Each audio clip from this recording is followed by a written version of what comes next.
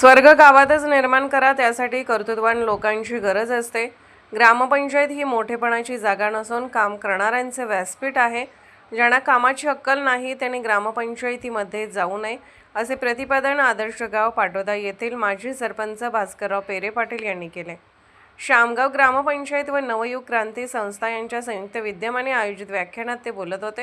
यावेळी जयराम स्वामी, वडगावचे मठाधिपती विठ्ठल स्वामी महाराज, सरपंच विजय पाटोळे, संस्थेचे अध्यक्ष डॉ सचिन पोळ, सरपंच परिषदेचे मार्गदर्शक डॉ शंकरराव खापे, सतीश इंगवले, उद्योग सुरेश पोळ, रामलिंग नागमल, विठ्ठल पोळ, अनिल पोळ, संभाजी डांगे, सचिन टेंगरे, विनायक माळी, दत्तात्रय डांगे, पांडुरंग पोळ यांच्यासह परिसरातील सरपंच, सदस्य, पदाधिकारी, ग्रामस्थ उपस्थित होते।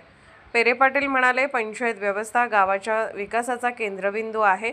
गावाचा विकास करताना सरपंच आणि ग्रामसेवक यांची भूमिका महत्त्वाची असते।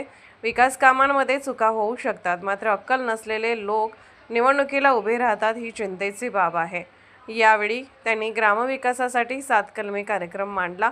गावातील पाणी स्वच्छ ठेवणे, कायमस्वरूपी ग्रामस्वच्छता राखणे, शिक्षण व संस्कारांना प्राधान्य देणे, मोठ्या प्रमाणात वृक्षारोपण करणे, वृद्धांची काळजी घेणे, तसेच मतदान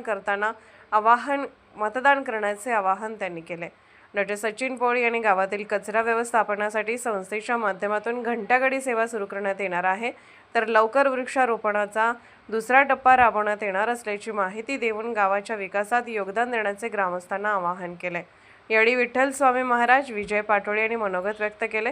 कार्यक्रमाचे प्रास्ताविक गणेश महमाने यांनी केले। बंडा पोळ यांनी आभार मानले।